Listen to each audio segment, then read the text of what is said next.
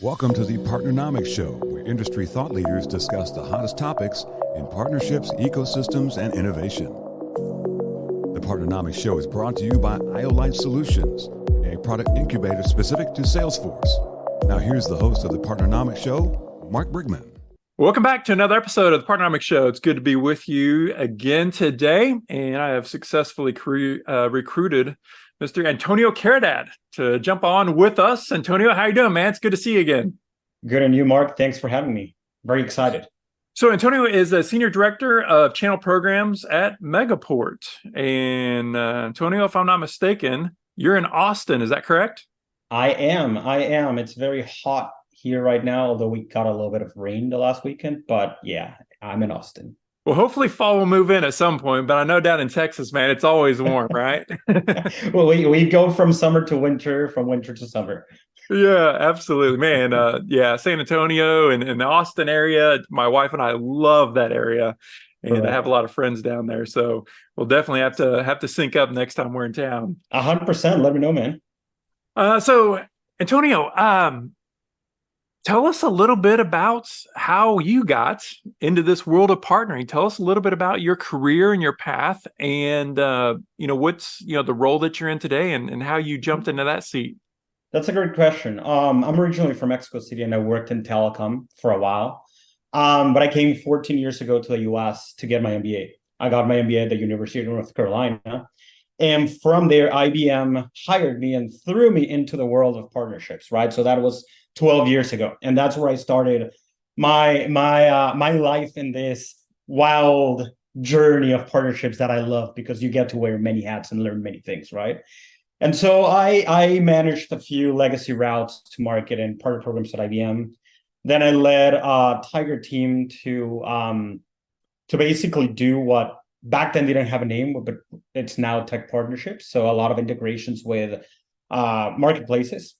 And now what I do with Megaport is, as you mentioned, I'm the Senior Director of the Channel Programs. And so I own the indirect routes and the channel ecosystem, and a little bit of that go-to-market strategy. And then there's the sales team that executes upon that, right? And just so that the audience knows a little bit, because they might not know who Megaport is, we're a leading network as a service provider. We basically create and allow enterprises to create secure, scalable, and affordable network solutions. And we are partnered with the top cloud service providers, SIs, MSPs, and data centers in the world. Awesome, man. Awesome. All right, man. We're going to go ahead and dive in here, and I'll hit you with the first question. It's one of my favorite topics, and that is around alignment. So Cool. I'll ask you, what does alignment mean to partnering professionals? And more specifically, where do we see alignment, or where is it critical to get alignment? Well, you bring a good point with alignment, and that is when you are building a partner program where you are building a go-to-market route for the channel for indirect routes, you need to ensure that not only internally you have all that buy-in, but also externally, right? You will hear around the industry these days this term ecosystem-led, right? It's more going into that, and that is also about ensuring that everybody in the organization, that your partnerships team is not a silo, but that multiple divisions in the organization are bought into this, right? And what that means is you need to build your internal champions, from the marketing to the finance to the sales to the product to the et cetera departments. You need to ensure that from the top down, but also from the bottoms up, there's alignment in your teams to ensure that whatever you're building in terms of partnerships is going to work. For example, one of the things that you need to ensure is that if you are involving your inside sales, your direct sales team in your partnerships motion, that there's channel neutrality, right? And I posted this a couple of weeks back, but you need to ensure that that channel neutrality is there, so that those sellers are not more interested on selling one way or another, right? You take that element out of it. And then there's the whole thing about ensuring that your executives understand what you're building, and that there's the strategy holistically inside your organization to ensure that what you're building makes sense for the corporation as a whole, but also with your partners, right? And then there's a flip side, that's the external side. Whenever you are bringing a partner, whenever you are starting a partnership, you need to ensure that what you're building with that partner makes sense, right? One of the things and the most important thing that you have to build is that IPP, right? That ideal partner profile, to ensure that you are partnering with the right partner for what you do, right? That there's that saying in the industry about surround your customer with everything they need.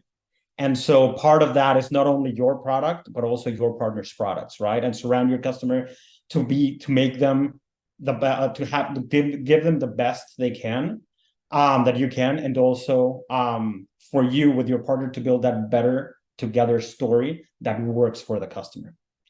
What do you think about that?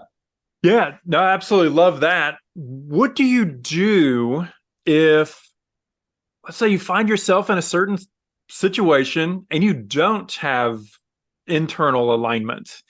How can you kind of reset, or what are some different tools, tips, tricks when you have another supporting department, group, team, somebody that you need, and it seems like you're kind of swimming upstream whenever you're trying to do your thing as the channel lead, but you're not necessarily getting the support or the buy-in or the resources that you need? That's a great question, and that happens often in the world we live in, right? In the roles that we do. One of the things that I normally try to do is gather as much data as possible, right? There is a wealth of data out there from different sources like Partnernomics, like Crossbeam, like Reveal, like that prove that there's a lot in partnerships, right? And that's the way to go, right? Another thing is, when you are talking to different stakeholders in your company, you need to ensure that you are tailoring your messaging depending on who you're talking to, right?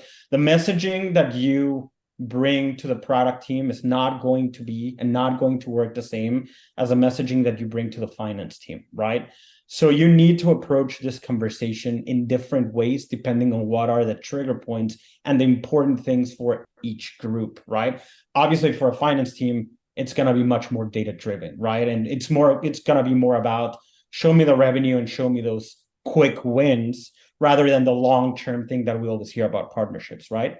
And then that's a good segue into my last point, and that is partnerships. We've always heard, and a lot of us that have been in the industry for a long time is, partnerships take time, take 12 to 18 months and all that, right? But those quick wins are critical, right? And so one of the things that whenever I'm building something new inside of my organization, I try to build it as a pilot program to, number one, secure small investment, or just tell them, like, if this doesn't work, we'll pivot, right? But also, as you build it in a pilot program, you're able to also focus very specifically on those partners that you want to work for, that you want to work with, and get those really quick wins to get them going, right? Because normally when you're working with a partner and you tell them, like, hey, I'm launching this new thing and I want you to be part of my focus group, I want you to be part of my, little tiger team to get this going, they get excited because they feel like they're part of something important, right? And so it's easier to get those quick wins through those ways.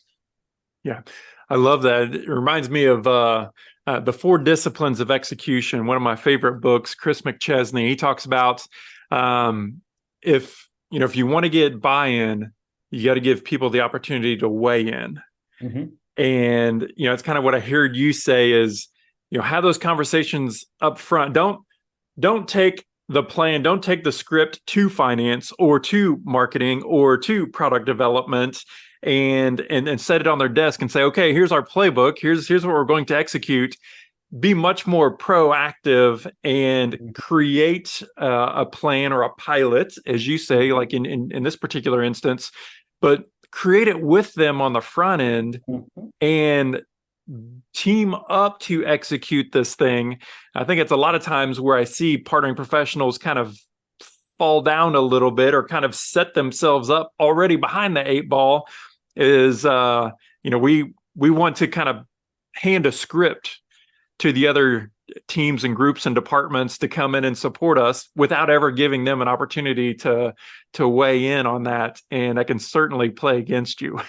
That is exactly right. And that goes back to what I said about having a holistic approach where everybody needs to be involved, right? You don't want to be a silo. You don't want to be seen as somebody that's looking out for their own and working on their own thing, because whenever you need them, that's when these things will happen, right? And so involve them in the decision making, involve them in the building of this, involve your partners in the building of this.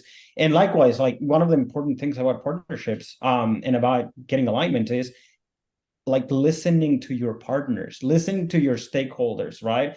You can build something that in your mind can be fantastic, but if it's not going to work for your partners and your customers, it's not going to go anywhere. You need to ensure that what you're building and what you're doing involves them so that you know that it actually will work, right? So yeah. Absolutely. Next question, let me fire this one at you. When building a go-to-market strategy and in different partnering programs, what is needed internally in order to set yourself up for success? We talked about alignment, but what are maybe some other components to that success equation? I'll go back to what I mentioned originally about the building champions internally, right? You absolutely need those champions. Why? Because whenever you're building a go-to-market route, whenever you're building a partner program, that route will have different elements of different things, right? Like it's not only building incentives that you're done. No, you have to think about billing and invoicing. You have to think about provisioning. In many cases, you have to think about that front end, that front end part of the partners to make it onboarding simple, right? And in all of this, you're going to need help from your product team. You're going to need help from your finance team. You're going to need help from your sales organization to ensure that they're working with the right stakeholders in those organizations to push what you're doing. And so you need to build those internal champions that understand what you're building, that have become part of it because they know a lot of things that you might not. And that whenever you hit the go button, they understand what's coming, right? So you don't get them, you don't catch them by surprise, right? Another thing is, from the top down, again, understanding that whatever you're building doesn't clash with the overall strategy for other things, right? One of the things that you see a lot, especially in smaller companies, is that, the partnerships teams are starting to grow, right? But at the end of the day, there's a corporate strategy that you need to be aligned with. And if you're going counter to that, you're just going to run into walls. And so you want to make sure that you're as aligned into that strategy as possible to ensure that you're contributing to that and not just becoming a roadblock or a bump in the road for everything else, right? So I think it's a little bit of that. And then, once again, going out to partners, ensuring that you're involving them, because one of the important things when building a go-to-market route on the indirect channel or building a partner program is you don't want to set your partners to compete against yourself, right? So your partners never want to compete with you because they will lose every time because you're the expert in your own product, right? And so you need to ensure that not only you're giving them the tools to be successful, but also you want to make it as easy and as frictionless as possible for them. If it takes them 20 clicks to onboard and then another 45 clicks to provision something, it's never going to work. You need to make sure that you make it very, very simple for them, right? And part of that is also those steps in enablement. You need to ensure that your partner understands what you guys are doing together, that better together story, what your North Star is as a partnership, and then how to talk about your product, right? Because there will be times that you talk about their product, but there will be times that they will talk about your product. They will never be as good as you are selling it, but you need to ensure that at least they are able to, enunciate that, right? So, yeah. Yeah, I love that point that you bring up. The best partners out there in the market have choices. Mm-hmm. They can either work to sell your solution or they can work to sell somebody else's solution. May or may not be a competitor, but they certainly have choices. And so, partner experience is the new customer experience. I mean, for partnering professionals, we should feel an absolute obligation and treat our partners as a customer because they do have choice. They're not necessarily beholden to us. Yeah, one of the things that I always run into walls is, and I hear that with a lot of organizations out there is like, hey, we're giving a partner an incentive, right? They should be glad that they're partnering with us and all that. No, a partner has choices, to your point. And especially in a lot of cases, a partner has 20, 30, 40, 50 vendors. And if you're making it super hard on them to onboard, super hard on them to provision, super hard on them to understand your solution, understand your product and get enabled and all that, it's just not going to work. I mean, if you're lucky at the beginning, you're getting 30 minutes to an hour a week from your partner. As you get going, right? Once they understand the value prop and you get into like this motion, that gets better. But at the beginning, if you're lucky if you get 30 minutes to an hour. And so you need to make that count on things that matter and not on bureaucratic or manual processes that just block everything, right? Great advice. Great advice. Next question for you. Whenever you look, across your partners, your different peers, companies, what are some of those common success traits or success components that you see within their programs or how they manage or run their programs? So one of the things that has been talked a lot about lately, and it was one of the takeaways from Catalyst, and this doesn't apply to everybody, but for most of those companies that are starting in partnerships or growing, is that sense of quality over quantity, right? I've seen it many times where you go quantity and then you end up with that Pareto principle of like 80% don't do anything, 20% do. And then your team is spread thin, right? Because you still have partnerships and you want to talk to them and they take some of your time and at the end of the day, your team ends up with so many partners that they cannot really service one correctly or two correctly, right? So it's that notion of quality over quantity. Again, this doesn't apply to everybody. Context matters. The type of program matters. But that's one of the things that I'm really noticing. Companies out there with robust partnership teams or good products that are just really focusing on this quality group that are is a small subset of companies where they have really built that better together story. They have really built those joint sales and marketing plans. They have really set the foundation, not only in their programs internally, but also the foundation with that partner to get going. And that is really working, right? Another trend that I'm seeing is because people like companies are really focusing is old school models like the legacy resellers of the world, the legacy referrals of the world. They're still working, but they're not working great. We hear a lot all the time about inbound and outbound is not working. And so really what is the noise right now in the industry is co-sell, right? And it's really focused on those partners that you really believe in, those partners that really believe in you, those partners that you really complement each other. Build, again, I keep repeating myself about that better together story. Shout out to Blake Williams. But it's really that, because once you get that going and once you create another thing that I'm going to steal from Alan Adler in this case, a circle of reciprocity in a co-sell motion, it really explodes, right? It really works. And so that's something that I'm really I'm hearing a lot about, and we're starting to implement where I am right now. You will hear about it a little bit from the Reveal team, the Nearbound, and that is about that ecosystem led and having that holistic approach to partnerships and within an organization. And so those are some of the things that I keep seeing, right? And then as companies get better in this world of partnerships, those companies that are really doing it well, you're starting to see roles really popping up that didn't exist before, right?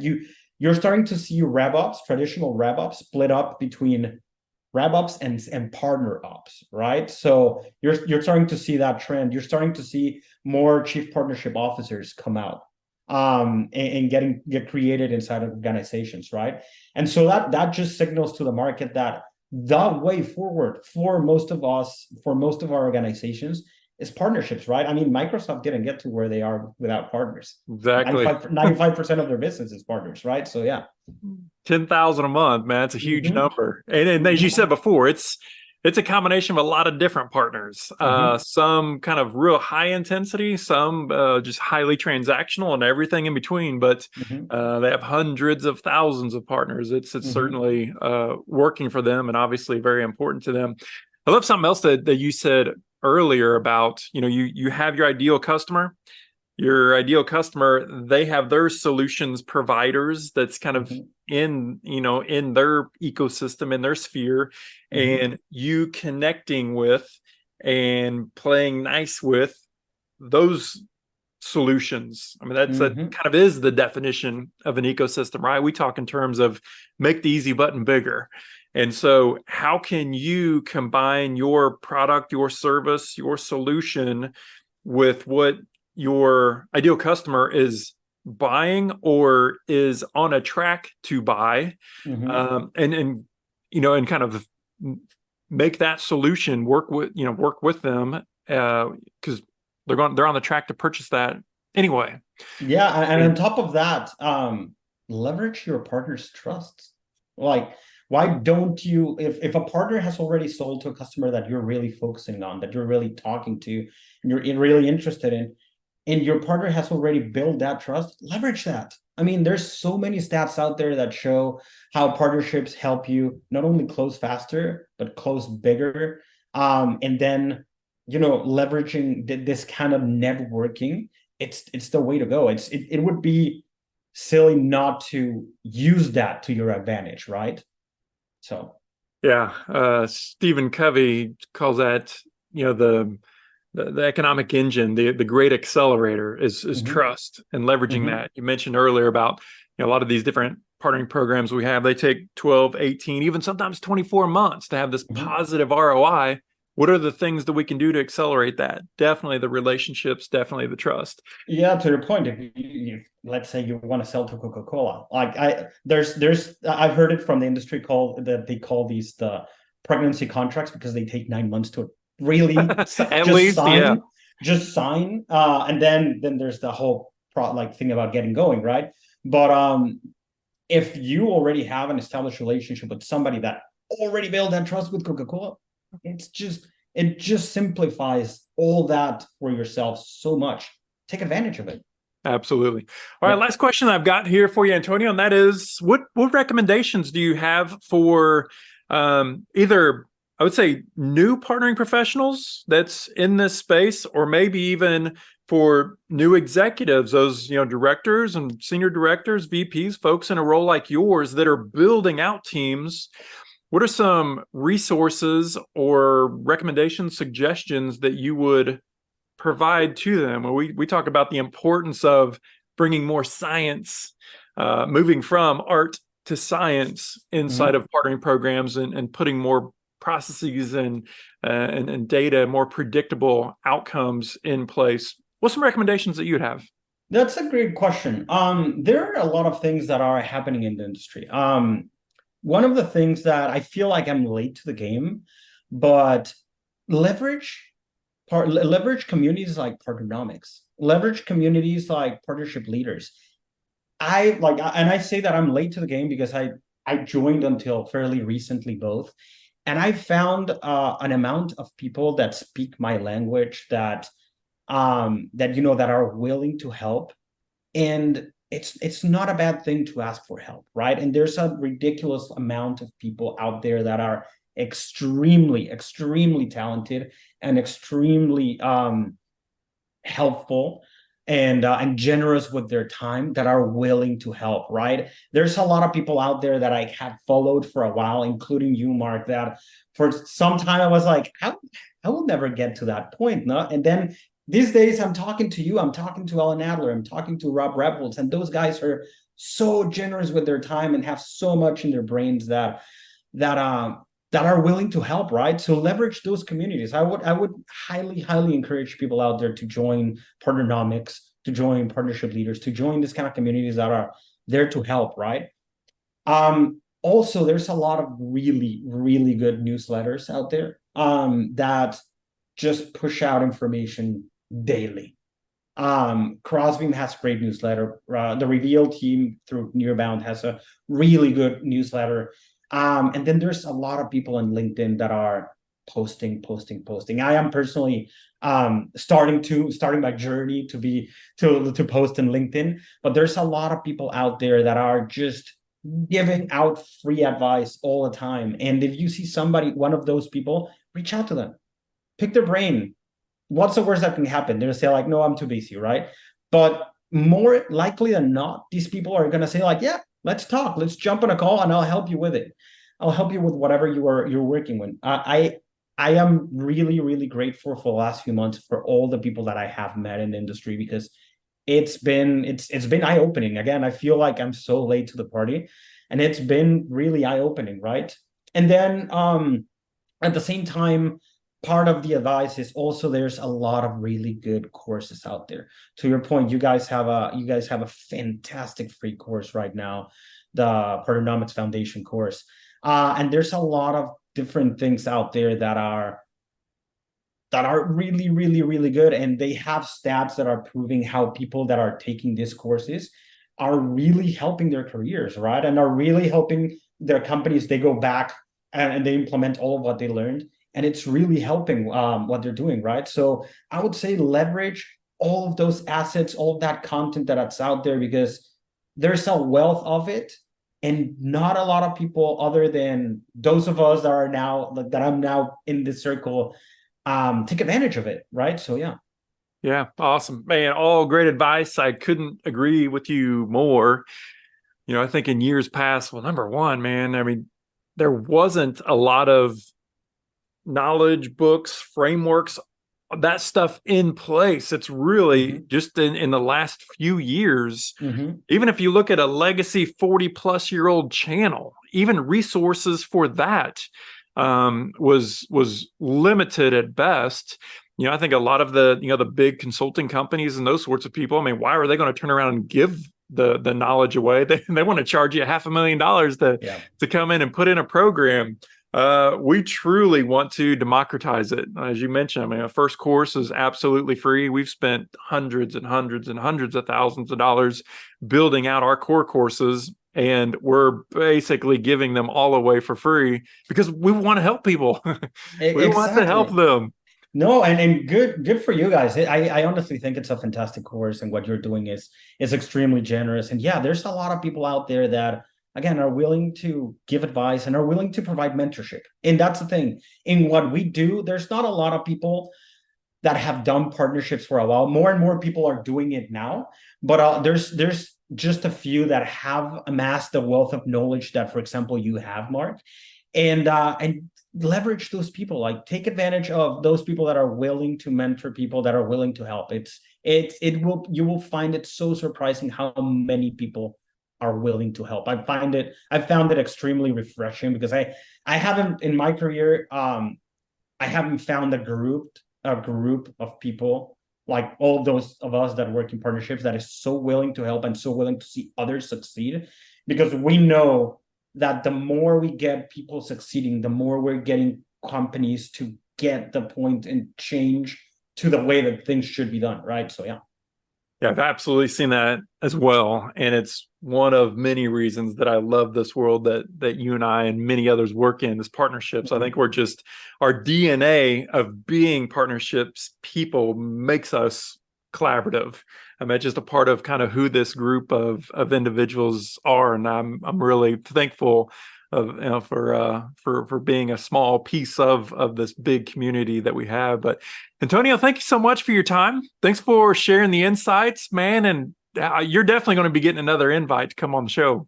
Thank you, Mark. It's a pleasure. I'm very excited to have been part of this. And let me know the next time. I'm always willing to talk about this. I think you can feel the passion in my voice, and that I've lived and breathed this for 12 years, and I honestly love it. And so, yeah, and also, if anybody that listens to this is willing to have a chat, reach out to me, and I would be more than happy to talk to anybody.